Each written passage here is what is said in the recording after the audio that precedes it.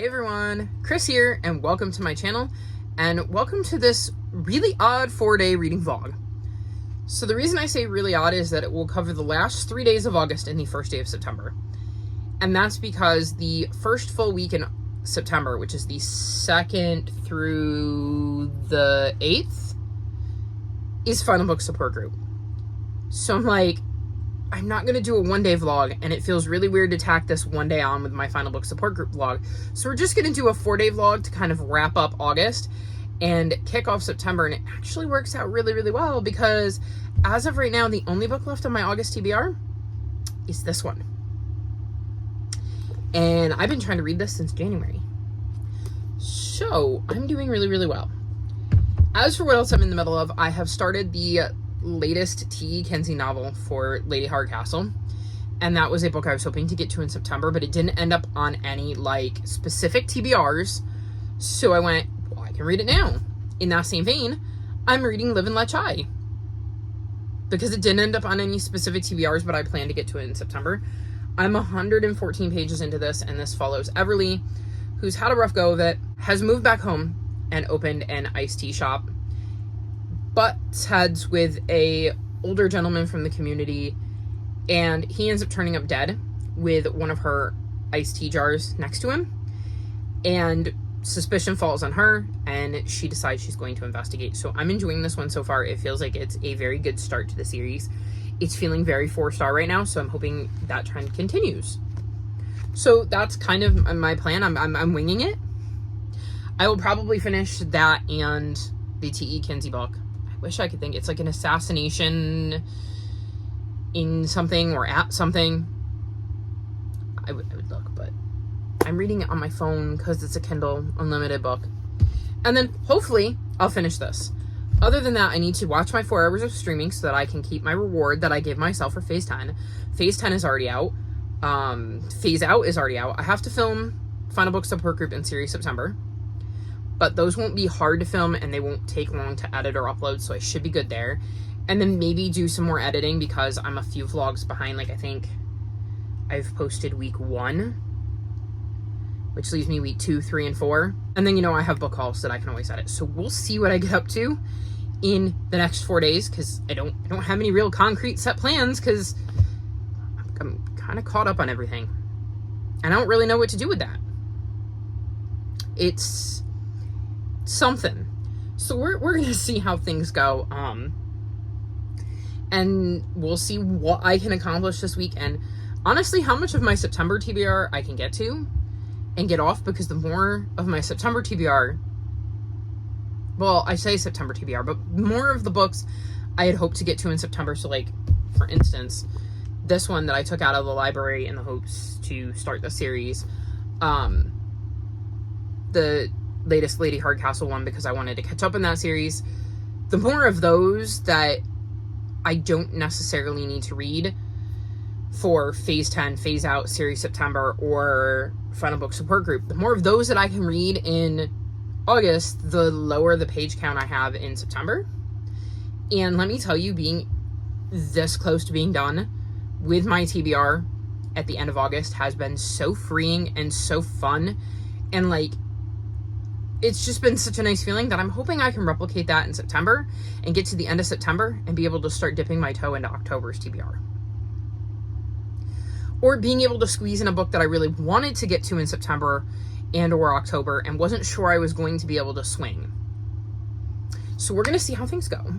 And I will check back in with you at some point. You know how good I am about that. But I will try to check back in with you in a couple days to give you an update and let you know how I'm doing.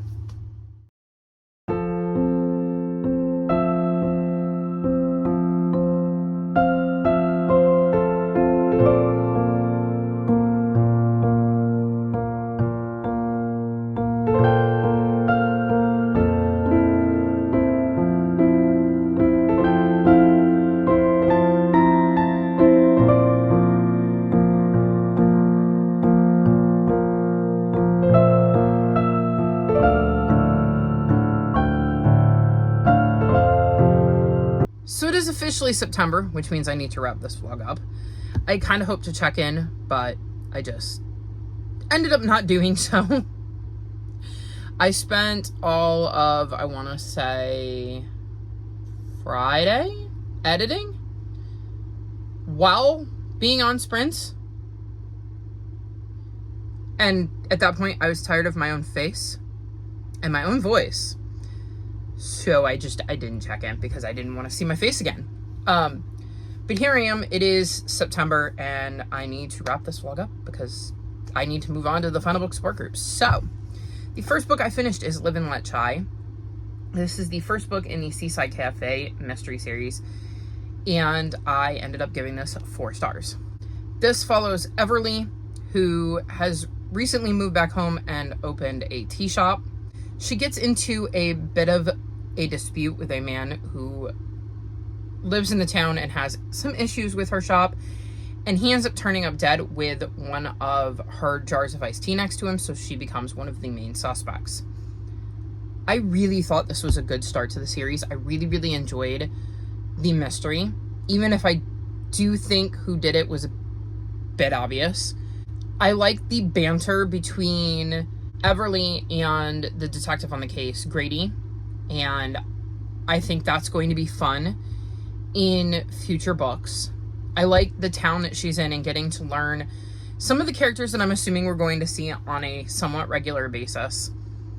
This just sucked me in, made me want to keep reading, and feels like a very, very solid start to the series. So 100% I will be continuing this series in the coming months, and I thought it was really, really solid for the start to the series. Even, like I said, though, I thought that the mystery was pretty obvious, but I look forward to seeing what happens in this series, what other mysteries Everly gets involved in, and where things go from here. So this was a good start to the week, or couple days.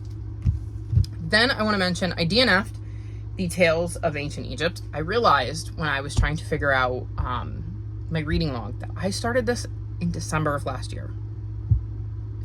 I don't normally let books go that long, but then I picked it up and I read, I think, to page like 45, and I was on page 22 and it was taking me ages. I was so bored. I just don't think that the way this author writes these tales clicks with the way my brain works. I was not enjoying it, and I was like, I'm not putting myself through this. There's obviously a reason I put it down in December and did not pick it back up again until August. So yeah, this is just a no-go, so I DNF'd it. I don't really have much more to say other than that I was bored, and I'm bummed because I love learning about Egypt. I just apparently should not have picked this particular book.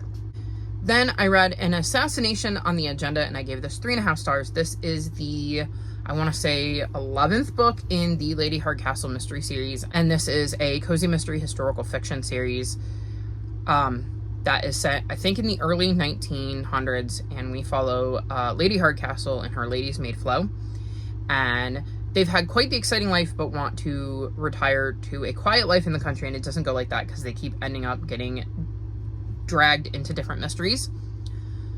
I don't think I can really say anything about this mystery without spoiling some stuff for previous books, so I won't. I will say that I still love the banter and the relationship between Flo and Lady Hardcastle. I will say that this one does take them out of the tiny town they moved to, and I think that brought down my rating because one of the things I love is them trying to solve a mystery while also dealing with the locals that we've come to know and love and how each of them tends to play a role in things. And we didn't have that because they weren't in their hometown. They were in London. This wasn't my favorite mystery, and I think that was the problem, was I didn't particularly care about the mystery, and because it didn't have that banter between the locals that usually can help, this one left me struggling to focus on it. So I think 3.25 stars is fair, because I don't want to say I hated it. I didn't, because there were things I did like about it. I liked that we do get to see them interact with some people that they don't get to interact with in every book, and I loved that. And then there were a couple of characters from a past book that popped up, and I wasn't expecting them, and I got really excited when they showed up. But overall, this wasn't my favorite, but I still really, really love this series, and I'm hoping that in the next one, they return to their hometown and the mystery is centered there. Because I really, really enjoy the vibes of them trying to solve a mystery where they live. Then I read Keeper of the Castle, and this is the, I think, 5th book in the Haunted Home Renovation series, and I gave this 3.5 stars. So this follows Mel, and she learns in the first book that she has the ability to see ghosts, and she helps run a construction company with her dad.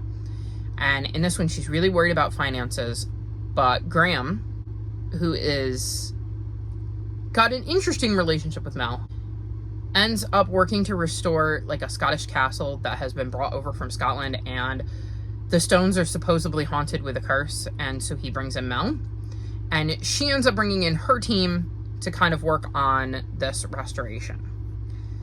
This was another one where the mystery wasn't really my favorite.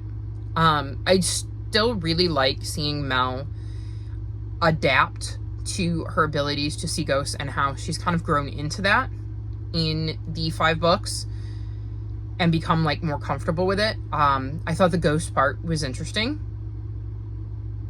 I wasn't really interested, because I should mention they end up very quickly coming across the body. And I wasn't really interested in that mystery. I was more interested in like the ghost part and the stuff that was going on in her personal life. So this was another one where I really struggled sometimes to focus because I wasn't super invested in the mystery.